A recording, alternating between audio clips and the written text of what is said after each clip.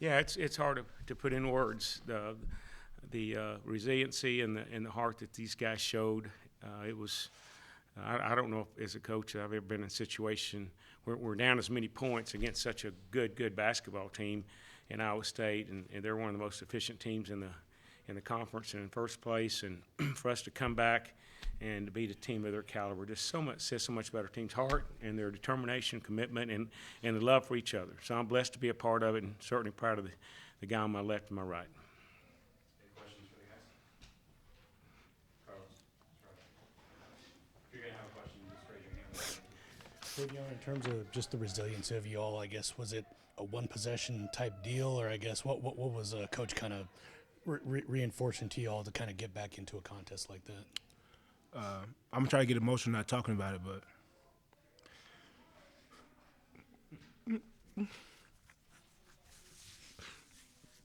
we showed our grit today. I mean, it's been rough, but you got the guys that are so tight. And the first to come back, I look at the score, it was 50-30 in the second half, and we got in the huddle, and from then on we just kept going, man. And there's not another group of guys that I'd rather play with. Not another coach I'd rather play for. He takes so much heat, but I mean, we can shut all that out, though, man. We showed fight today. And I'm proud of everybody. Coaching staff, my team, I mean, everybody. We showed out today. And I'm just proud of the guys. Kevin, I guess same thing for you. Obviously, it's a pretty tough hole that y'all dug yourself into. I guess what was the message, kind of like what Davion said, in terms of just trying to get yourself back in, and when you got there, whether that was in single digits or whatever, when did y'all feel like we can turn this and we can kind of get the victory here? I mean, first and foremost, all praise to the Most High, to be able to, be 0-8 and get beaten over and over again. A lot of teams would have just folded or worry about their stats, individual players. And, a lot of us been getting heat, especially coach. And, a lot of people gave up on us. And in halftime it was a beating. But the secret is the reason why coaches and scouts, they love seniors is because they've been around the block, They've been through adversity. They know how to win. They know how to go through these trials and tribulations. And that's the recipe that we needed, Like us being 0-8 is for a reason. I mean, we're a group of young guys. How else will we know how to win besides by losing? You have to lose in order to win. So, I mean, stay composed, man. We stayed composed, and it was hard.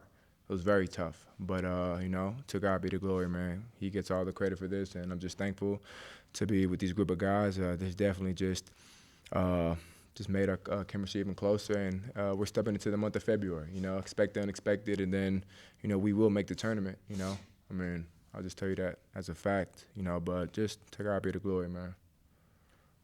Davion, obviously you're pretty emotional right now. I guess for you, just what does this victory mean to you, just in terms of not necessarily getting maybe a victory for just the team, but just, getting the monkey off the back or just anything else like that? I mean, just a fight, like I said, just a fight that this team has, that we showed. I would say, I mean, they're a great basketball team, and we just showed fight. Like it wasn't like X's and O's didn't even matter. It was all about who wanted it more. It's always been the things about us that we never finished games, and we damn sure finished it tonight, man.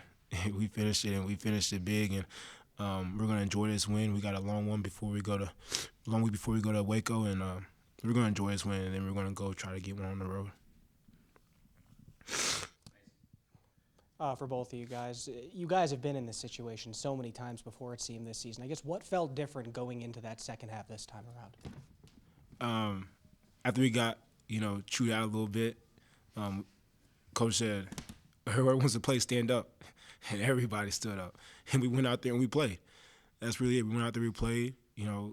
Coaching staff writes some stuff on the board, but it came down to execution. It came down to who wanted more.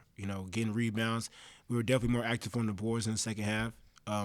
Just moving, just the whole team's body language was just a glob full of energy. It was like just a blob full of energy. You know what I mean? we had that from the start of the second half to the end, and we showed, man. I mean, we showed our grit. I keep saying it over again, but man, it's that simple. I mean, you can't talk about made baskets, but the baskets went in, because we were, 'cause we were playing that hard, and the basketball guys rewarded us. Any other questions for the players? Chris, go ahead and ask. Kevin, can you just speak on, I guess, what a win against the number 13 team in the country means for this team moving forward? Obviously, 2 straight wins, but what does this type of win do for the team's morale and energy moving forward? I mean, it's a big win. We're trying to get to the tournament, and we need wins like this, quad one wins, in order to put us back in the right standings. I'm just thankful for the group of guys that we had, thankful for them letting me lead them, and vice versa. I'm just thankful for the position that we're in. A lot of people, run away from adversity, but it trains your muscles, endurance, and that's what a lot of people don't like.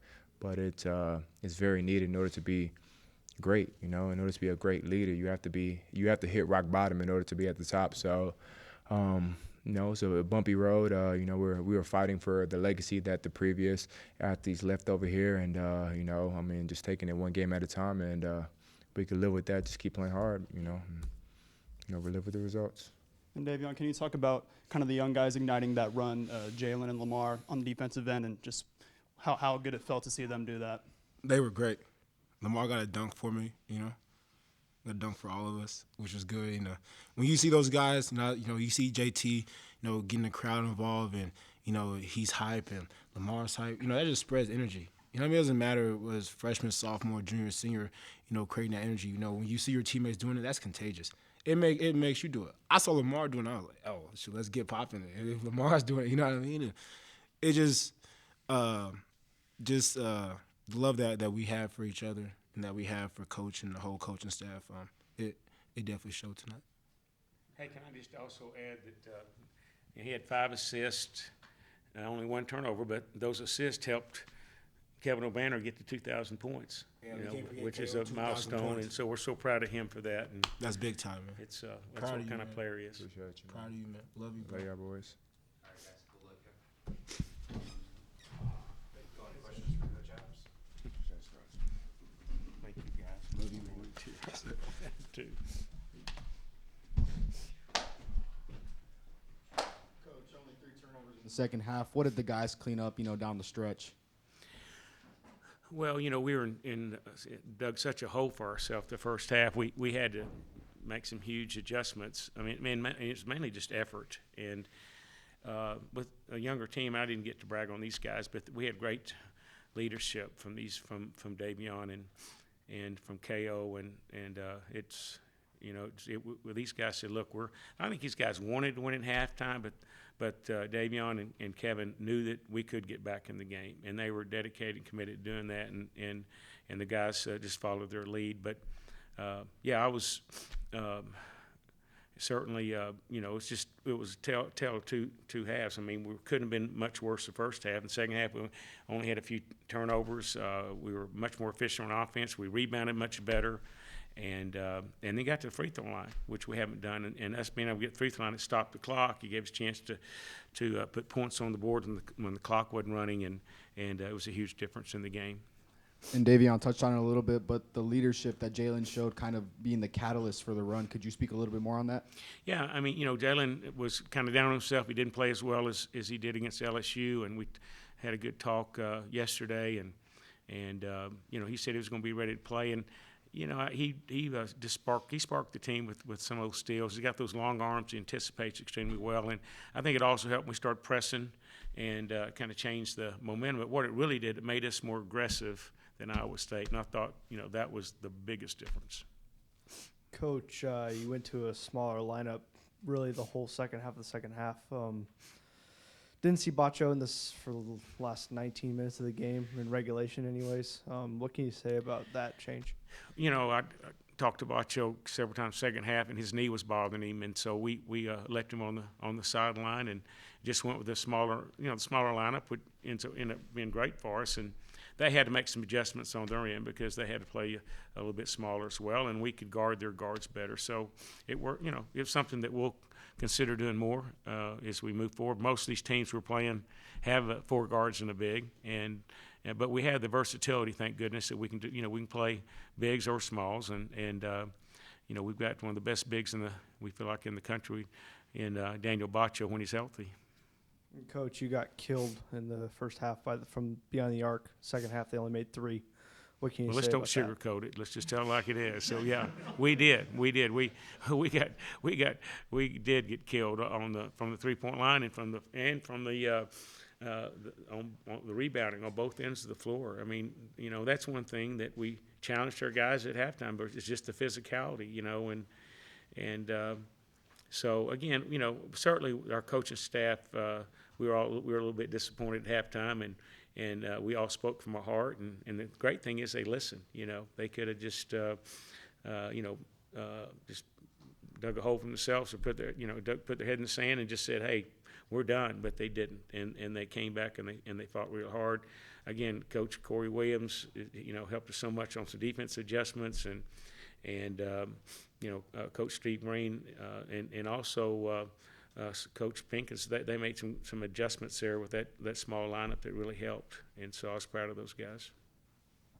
Coach, sometimes you'll see a team that gets very, very far behind, and then they'll mount a furious rally and get right back to the lip of the cup, Yeah. but then they don't, Joe. power on Yeah. through. And you were able to do that with 2 guys down, and then you take it into overtime as well. Yeah. I mean, what was the key to being able to actually finish the thing? Well, Joe, against LSU, we're up most of the game, and then that game we got down with about 9 minutes to go, and you kind of think, oh boy, here we go. We can't finish the game, and we talked at a timeout about that. We've got to stay positive, hit the reset button, and then we did the same thing here tonight. I thought we stuck to our game plan, and didn't try to do too much on our own individually, taking a bad shot or trying to make a play on our own. I thought we stuck to just playing good team offense and defense.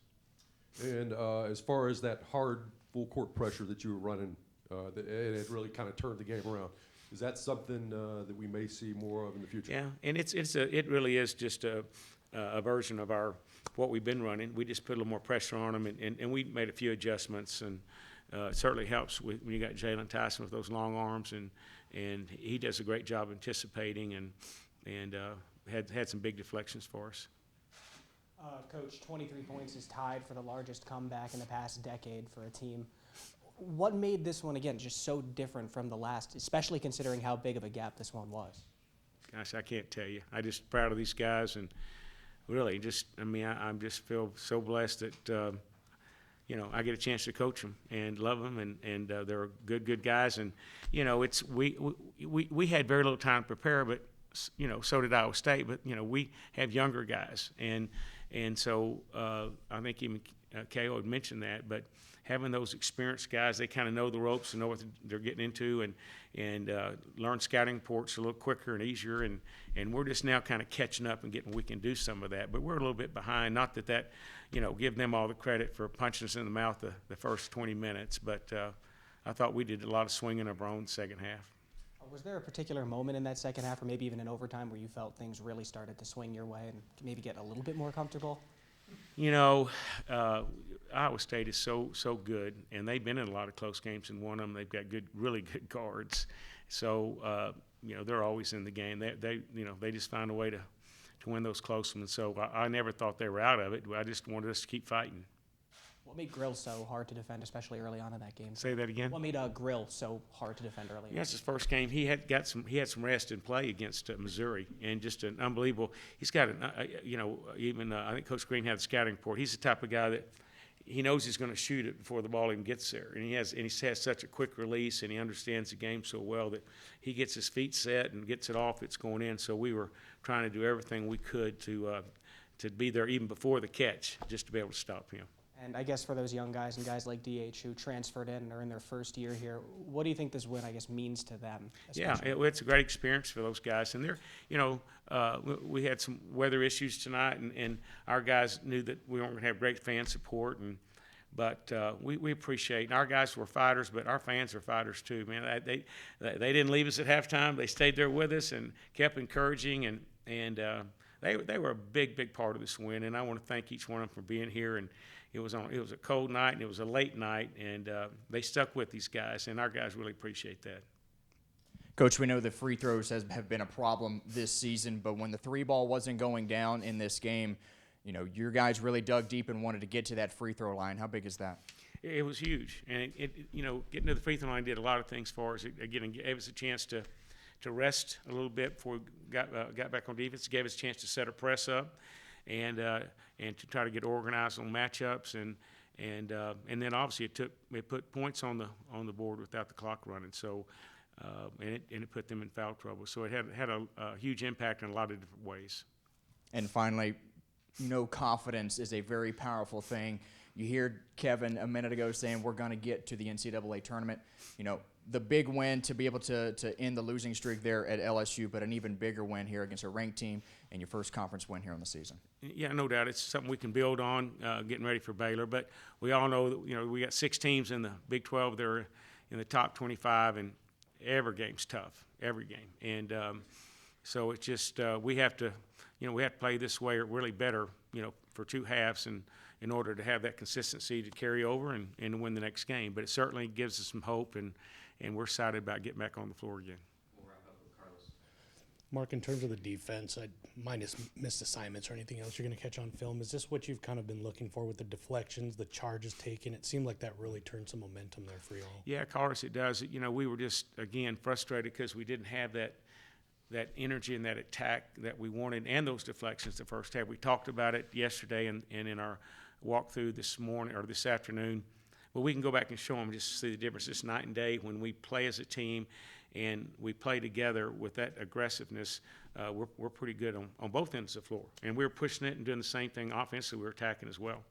In terms of the confidence for Robert Jennings and Lamar Washington and some of the other freshmen that you were playing, even Elijah kind of getting some extra minutes, have you just seen their confidence grow now, and is that going towards the coaching staff? Because it seems like Elijah's getting a little bit more minutes, Lamar's getting a lot more minutes.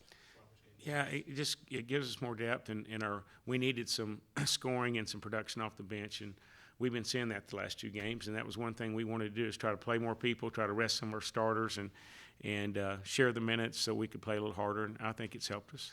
Last thing for me, obviously Fardaz, what wasn't in a boot or anything, is he getting close? He's getting close, yeah. I don't know if he's 2 games away, but you know, we just want to make sure he's healthy, and he's working out now, and hopefully he'll be back in uniform the next game or 2. I'm guessing Pop is out for a couple games as well. Yeah, you know, Pop, we just don't know. He's doing rehab every day, bless his heart, and he's a tough individual, and he has he's kind of one of our big leaders as a freshman, and he was there cheering us on, and he wants to get back out there as soon as he can, and so I expect he'll be back out there before the doctors think he will. So I'm expecting maybe in another week or 2. All right, thank you guys. Hey, y'all drive careful. God bless y'all. Thank you very much.